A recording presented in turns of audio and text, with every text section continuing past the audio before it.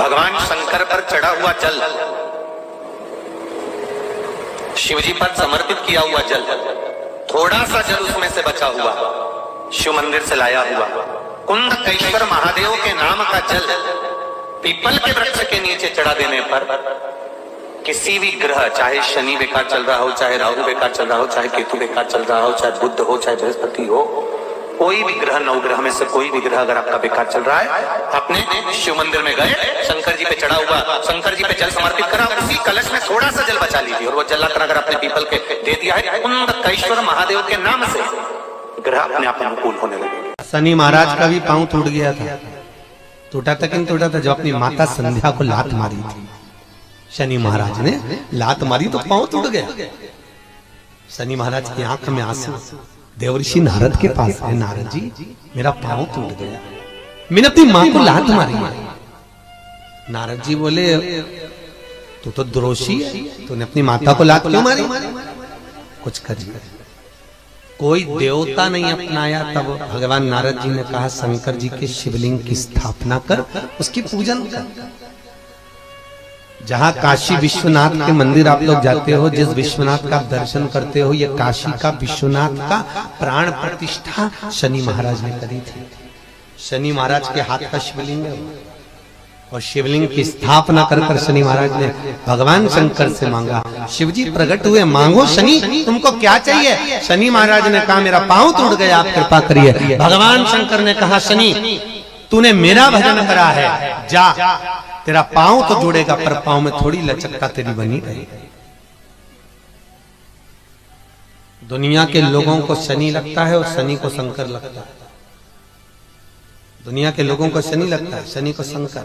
इसलिए आज भी नियम है कि काशी विश्वनाथ का नाम लेकर एक काजल की डिब्बी को लीजिए। अगर किसी को शनि लग गया हो, कोई प्रॉपर्टी का काम कर रहे हो, कोई व्यापार करते हो और व्यापार नहीं चल रहा, बहुत अड़चने आ रही है, कोई ना कोई परेशानी पे परेशानी आ रही है, एक काजल की डिब्बी लो, काजल की डिब्बी लो, काशी विश्वनाथ का नाम लो और 21 बार उतारो और उतार कर किसी पेड़ के नीचे तक खड्डा खोद कर उसको दबा दीजिए। आपका काम यूं सफलता की ओर बढ़ना चालू हो जाएगा। शनि की कुदृष्टि समाप्त, 7.5 ढैया समाप्त।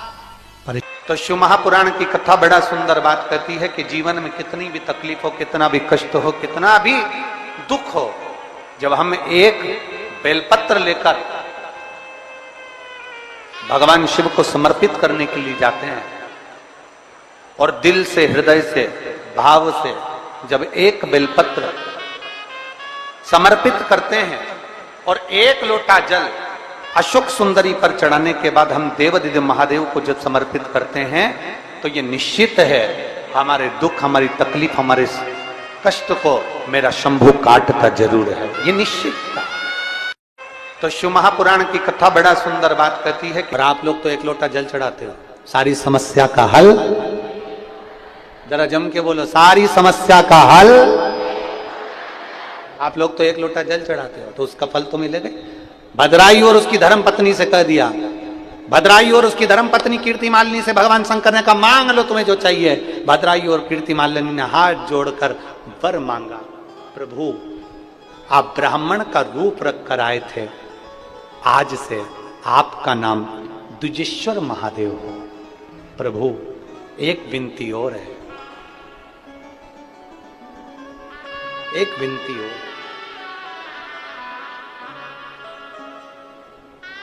आप हमारी परीक्षा लिए और उस परीक्षा में हमको पास कर दिया। मान लो अगर कोई भूलवश भी एक लोटा जल लेकर शिवालय में आ जाए और द्विजेश्वर महादेव का नाम लेकर अगर जल चढ़ाए तो उसको जिंदगी में कहीं अटकाना नहीं, उसको भी पास कर ही दे। परीक्षा परिवार की हो, परीक्षा घर की हो, परीक्षा समस्या की हो, परीक्षा कोई भी हो, अगर द्विजेश्वर महादेव का नाम लेकर एक लोटा जल जो देवादिदेव महादेव को समर्पित करता है, जिंदगी में कितना भी भारी दुख चल रहा है, आप 5 या 7 दिन रेगुलर लगातार प्रैक्टिकल करना चालू करो, भले आज से चालू कर दो। अगर बहुत भारी तकलीफ है, बहुत भारी दुख है, सामने खड़ा है कि यह तकलीफ बहुत भारी है, मिटी नहीं रही, आज से प्रैक्टिकल करना चालू करो। द्विजेश्वर महादेव का नाम लो, एक लोटा जल लो, शंकर भगवान को समझना जरा अच्छे से। जैसे ये शिवलिंग, ये जलाधारी, ये जलाधारी का भाग, द्विजेश्वर महादेव का नाम लेकर जो जल चढ़ाया जाता है वो यहां से चालू होता है, जहां से पानी बहकर नीचे जाता है ना, जहां से पानी बहकर नीचे जाता है तो यहां से जल चढ़ाना प्रारंभ होता है द्विजेश्वर महादेव का। द्विजेश्वर महादेव का जल यहां से चढ़ाते चढ़ाते चारों तरफ घुमाते हुए वापिस जलाधारी पर आता है, जहां से जल अपन बह रहा है उधर, फिर वापिस आता है और सामने जहां तुम खड़े हो, चाहे इधर खड़े हो, चाहे इधर खड़े हो, चाहे इधर खड़े हो, वो जल वापिस आकर फिर इसी तरह से धार पड़ती पड़ती शंकर के शिवलिंग पर जाती है और द्विजेश्वर महादेव से प्रार्थना करी जाती है। तो कैसी भी दुख की घड़ी हो, वो दुख की घड़ी टल ही जाती है, वो द्विजेश्वर महादेव। एक बार सभी लोग नाम का उच्चारण करेंगे, बोल द्विजेश्वर महादेव की। द्विजेश्वर महादेव के नाम का उच्चारण एक बार आप करिए, बोलो नाम द्विजेश्वर महादेव। अगर नाम समझ में नहीं आए तो शिव महापुराण की पोथी उठाना, गीता प्रेस गोरखपुर की शिव पुराण लेना, उसमें द्विजेश्वर महादेव की पूरी कथा मिल जाएगी। द्विजेश्वर महादेव के नाम का उच्चारण करिए। भगवान शिव का एक अवतार द्विजेश्वर महादेव। द्विजेश्वर जिस समय दुख की घड़ी चल रही हो, तकलीफ की घड़ी चल रही हो, कष्ट की घड़ी चल रही हो, बहुत तकलीफ हो जीवन में चल रही हो, बहुत तकलीफ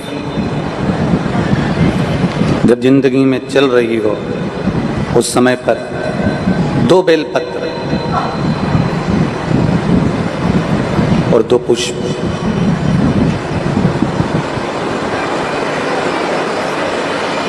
दो बेलपत्र और 2 पुष्प, एक पुष्प लाल लेना है, एक पुष्प लाल लेना है और एक पुष्प श्वेत लेना है।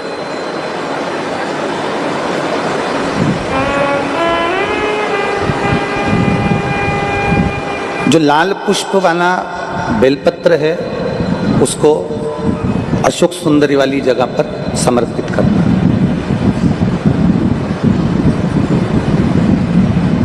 और श्वेत पुष्प वाला जो बेलपत्र है, सफेद पुष्प वाला जो बेलपत्र है, उसको भगवान शंकर का जो शिवलिंग है, भगवान शिव का जो शिवलिंग है उस पर समर्पित करना।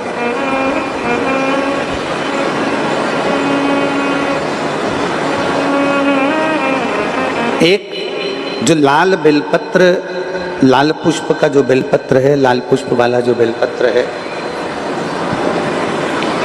लाल पुष्प का जो बेलपत्र है वो बेलपत्र अशोक सुंदरी वाली जगह पर, और श्वेत पुष्प का जो बेलपत्र है वो सफेद पुष्प वाला बेलपत्र भगवान शंकर के शिवलिंग पर समर्पित कर।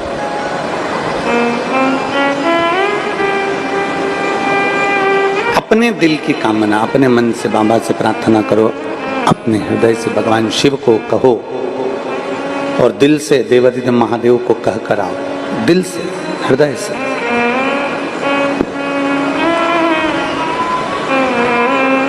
जब दिल से बाबा देवादिदेव महादेव से कहोगे, हृदय से जब भगवान शंकर से प्रार्थना करोगे तो देवादिदेव महादेव सुनेंगे जरूर। शिव महापुराण की कथा कहती है कि विषम परिस्थिति में, तकलीफ की घड़ी में, विषम परिस्थिति में, तकलीफ की घड़ी में, कष्ट की घड़ी में, विषम परिस्थिति में प्रयास करो कि हम शंकर और पार्वती, शिव और पार्वती को पुकारें। विषम परिस्थिति हम भगवान शंकर और पार्वती जी का स्मरण करें। विषम परिस्थिति में हम देवादिदेव महादेव और माता पार्वती का स्मरण करें। कई लोग कहते हैं कि गुरुजी हम शिव जी को जल चढ़ाते हैं और देवादिदेव महादेव को जल चढ़ाते हैं, तो क्या पार्वती जी को भी जल चढ़ाने जाना पड़ेगा? पार्वती जी को भी जल चढ़ाने के लिए जाना है। शिव महापुराण की कथा कहती है, आप अगर हृदय रखकर अगर ध्यान देंगे, जैसे ये शिवलिंग है, ये जलाधारी है, और अगर आप हृदय रखकर जब हम देवादिदेव महादेव को जल चढ़ाते हैं, शंकर जी को जल चढ़ाते हैं, और वहीं जल चढ़ाते चढ़ाते आप अशोक सुंदरी वाली जगह अर्थात माता पार्वती जी का हस्तकमल और अशोक सुंदरी वाली जगह पर भी अपने जल को थोड़ी सी धार लगा देते हैं, तो शंकर और पार्वती दोनों को ही वो जल समर्पित हो जाता है। वैसे तो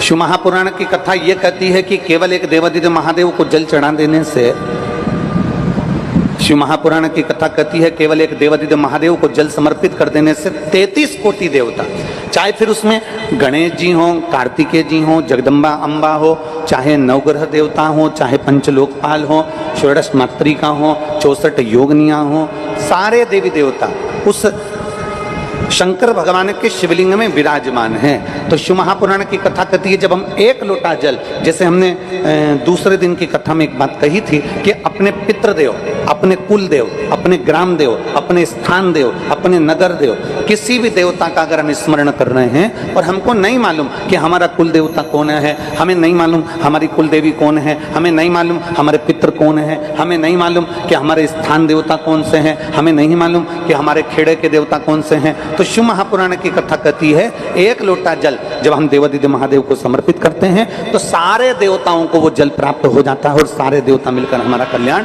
कर देते हैं। एक नियम जो विश्वनाथ मुनि ने अपनी धर्म पत्नी को बताया है, 7 नदियों का जल, 7 सरोवर नहीं, 7 पवित्र नदियों का जल, हृदय की बात, एकांत 7 नदियों का जल रखकर 7 बेलपत्र के ऊपर 7 नदियों का जल, एक बेलपत्र ली, उसके ऊपर एक कटोरी में, एक बाटकी में, एक पात्र में एक नदी का जल, दूसरी बेलपत्र ली, दूसरी कटोरी में फिर जल, फिर तीसरी में बाबा की आराधना कर कर, शिव से विनती कर कर, भगवान शंकर के नामों का 108 नामों का जाप कर कर, श्री शिवाय नमस्तुभ्यम कर कर, एक कटोरा जहां से पानी बहकर नीचे आता है वहां लगा लीजिए और एक बेलपत्री को उठाकर शिव जी के शिवलिंग पर समर्पित करिए। समर्पित करते समय डंडी का मुख अशोक सुंदरी की ओर हो। अशोक सुंदरी का जगह मालूम है सबको? सबको मालूम है ना? अशोक सुंदरी की ओर मुख, अशोक सुंदरी भी समझ, गड़बड़ ना करिए। ये शिवलिंग जलाधारी, ये जल बह रहा है नीचे सामने से, स्थान गणेश जी का, कार्तिकेय जी का, बीच में एक मोटी सी लाइन होती है, वो अशोक सुंदरी का स्थान है। शंकर जी की 6 नंबर की लड़की अशोक सुंदरी।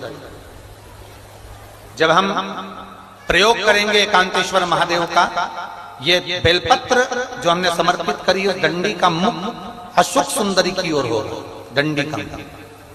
आप बैठे कहां पर हो जल चढ़ाते समय? शिव जी को जल कहां बैठकर चढ़ाया जाता है? जम के बोलो जरा। जहां से जल बहकर जा रहा है इसके ठीक विपरीत की ओर, ठीक विपरीत की ओर। जल बहकर जा रहा है इधर, तो तुम बैठोगे इधर, इधर नहीं बैठोगे, इधर नहीं बैठोगे। जल इधर बह रहा है तो तुम इस साइड बैठोगे। यहाँ बैठकर फिर बेलपत्र को आप समर्पित करोगे।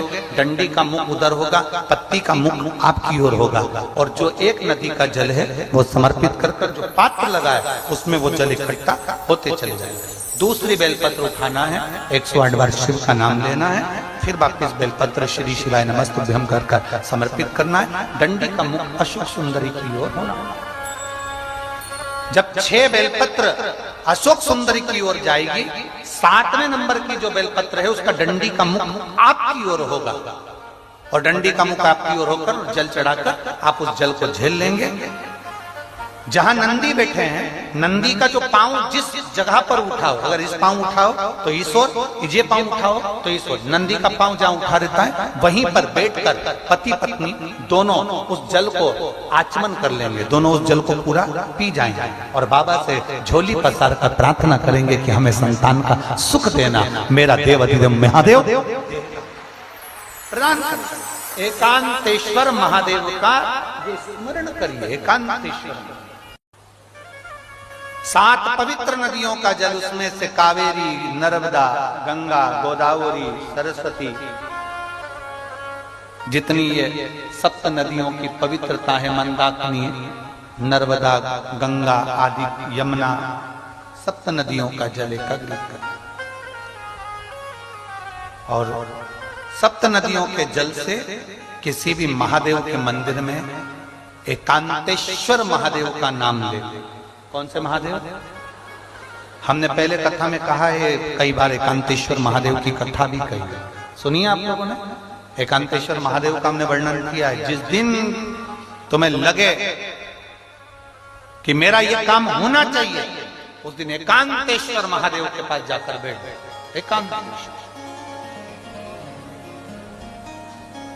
एकांतेश्वर महादेव मतलब बाहर मिलेंगे। ये लोग कहते हैं कि यहाँ नर्मदेश्वर महादेव है, कल हम गए थे दर्शन करने के लिए। इनका कहना है कि ये नर्मदेश्वर महादेव है, पर हमारा जो स्पर्श मात्र से हम जो समझते हैं, हमने ये जाना है कि ये जो धरा है, ये जो भूमि है तारा बाबा की जो कुटिया है, ये शहर से दूर होना चाहिए। अर्थात पहले यहाँ शहर नहीं थी, ये एकांत में थे। एकांत में थी तो यहाँ जो तारा बाबा आराधना करते थे शंकर की, वो शंकर साधारण नहीं होगा, वो एकांतेश्वर महादेव ही कहलाया। एकांत, एकदम एकांत। इनका कहना है नर्मदेश्वर है, वो नर्मदा का शिवलिंग है। शिवलिंग कहीं का भी हो सकता है, पर उसकी एकांतता देखी जाती है, एकदम मौन स्थिर, साथ बैठे, जहां केवल शिव के सिवा कुछ भी नहीं, शंकर के सिवा कुछ नहीं। जो आया वो गुफा के चक्कर में घुस गया, जिसको शंकर से मिलना था वो डायरेक्ट पहुंच गया, उसे गुफा से मतलब ही नहीं रहा, उसे तो एकांतेश्वर से मतलब था। पहुंचा, बैठा, जल चढ़ाया, स्पर्श किया और चल बाबा से अपने दिल की बात। 3 स्थान शंकर के शिवलिंग में, 3 स्थान ऐसे हैं जहां का स्पर्श कर लेना चाहिए और अपने मन की कामना बाबा से कह देना चाहिए। तो कहते हैं वो नारी को जिंदगी में कभी दुख नहीं झेलना पड़ता है।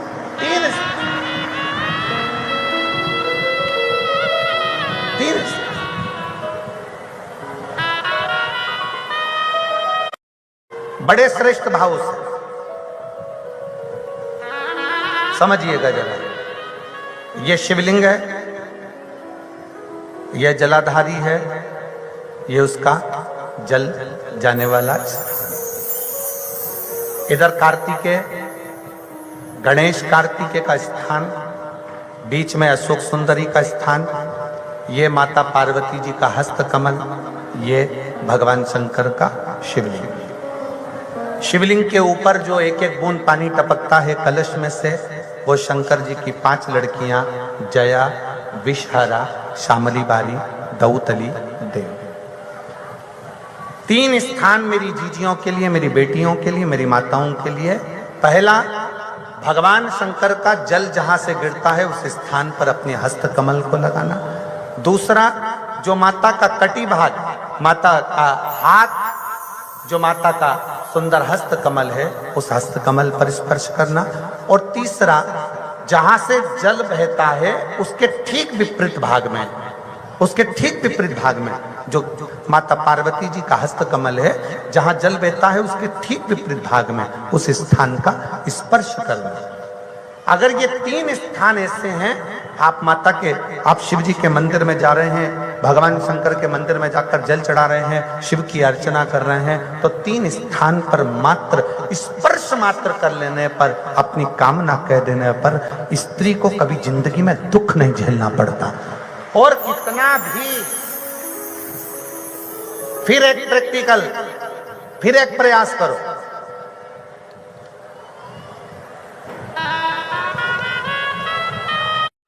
पहले तो मेरे जितने जीजा बैठे हैं, जितने मेरे पुरुष बैठे हैं, जितने मेरे जीजा उन बैठे हैं, उनसे निवेदन है, अपने आप में दृढ़ बनाओ कि मैं, हाँ हम संकल्प नहीं दिलाएंगे, संकल्प दिलाने से कुछ नहीं होता, फालतू की बात है। हम दिला भी देंगे, तुम वापिस पहुंच गए तो ऐसा फालतू का माथा पच्ची हम करते नहीं। आप अपने मन से दृढ़ बनाओ कि मैं अपने बच्चों के लिए, अपनी पत्नी, अपने बेटों और अपने माँ बाप की इज्जत के लिए और अपने घर के बेटों को मुझे डॉक्टर बनाना है, इंजीनियर बनाना है, मुझे मेरे बेटे को कलेक्टर बनाना है। अपने बच्चों की जिंदगी बनाने के लिए आज से मैं मदिरा नहीं पीऊंगा, मैं दारू नहीं पीऊंगा, मैं नशा नहीं करूंगा। अपने घर के बच्चों को, अपने घर के एक संकल्प अपने भीतर आप स्वयं लीजिए। हम नहीं दिलाएंगे, हम ये फालतू काम, क्योंकि हमें मालूम है हम संकल्प दिला देंगे, तुम नहीं छोड़े तो बद्दुआ हमें लगे, का मतलब फालतू।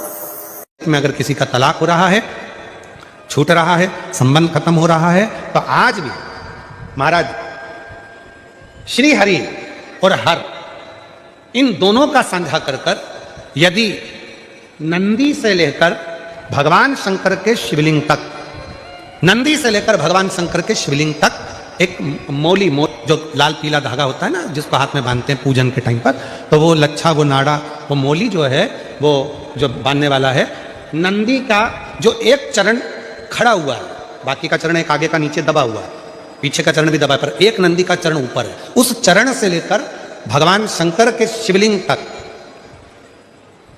एक सूत्र को बांधा जाए और उस सूत्र को 7 जगह पर बेलपत्र रखकर उठा लिया जाए, और उठाने के बाद में किसी भी बेलपत्र के वृक्ष के नीचे वो 7 बेलपत्र समर्पित कर वो धागा लेकर 7 परिक्रमा अगर बेलपत्र की करी जाए और जिससे संबंध टूट रहा है उसी से वापिस प्रेम बढ़ाया जाए, तो वो स्मरण कर अगर 7 परिक्रमा उस धागे के साथ में कर हाथ में अगर बांधा जाए, तो कितना भी दम लगा ले कोई व्यक्ति तलाक हो ही नहीं सकता। स्नेह बढ़ेगा ही, प्रेम बढ़ेगा ही, वो टूट नहीं सकता, उसको तोड़ा नहीं जा सकता।